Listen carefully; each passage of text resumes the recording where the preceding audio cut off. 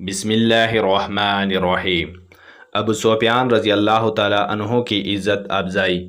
سیدنا عباس رضی اللہ تعالیٰ عنہ نے آپ صلی اللہ علیہ وآلہ وسلم کی خدمت میں حاضر ہو کر عرض کیا کہ ابو سفیان ایک جاہ پسند آدمی ہے، آپ صلی اللہ علیہ وآلہ وسلم انہیں کوئی خاص عزت بخشے۔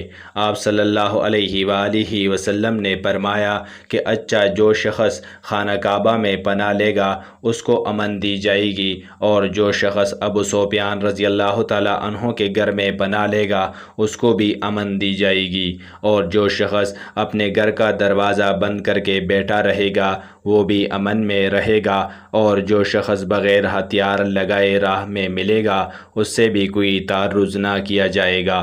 سیدنا ابو سفیان اپنی یہ عزت افزائی دے کر بہت خوش ہوئے۔ اسی وقت اسلامی لشکر مسلح ہو کر مکہ کی طرف بڑھا۔ لشکر اسلام میں الگ الگ قبیلوں کے الگ الگ نشان تھے۔ ابو سفیان رضی اللہ تعالیٰ عنہ نے وادی کے سر پر ایک اونچے ٹیلے پر کھڑے ہو کر اسلامی لشکر کا نظارہ دیکھا، اور پھر سب سے پہلے مکہ میں داخل ہو کر منادی کرا دی کہ جو شخص خانہ کعبہ میں یا میرے گھر میں پناہ لے گا وہ محفوظ رہے گا۔ رسول اللہ صلی اللہ علیہ وآلہ وسلم کی خواہش یہی تھی کہ مکہ میں خون ریزی نہ ہو۔ رسول اللہ صلی اللہ علیہ وآلہ وسلم کو مکہ سے بے سر و سامانی کے عالم میں اپنا نکلنا یاد آتا تھا، اور پھر شاہانہ عظمت اور لشکر عظیم کے ساتھ مکہ میں داخل ہونا دیکھتے تھے تو بار بار شکر باری تعالیٰ بجا لاتے تھے۔ آپ صلی اللہ علیہ وآلہ وسلم مکہ میں بلا مزاحمت شوکت و عظمت کے ساتھ داخل ہو کر خانہ کعبہ کی طرف تشریف لے گئے۔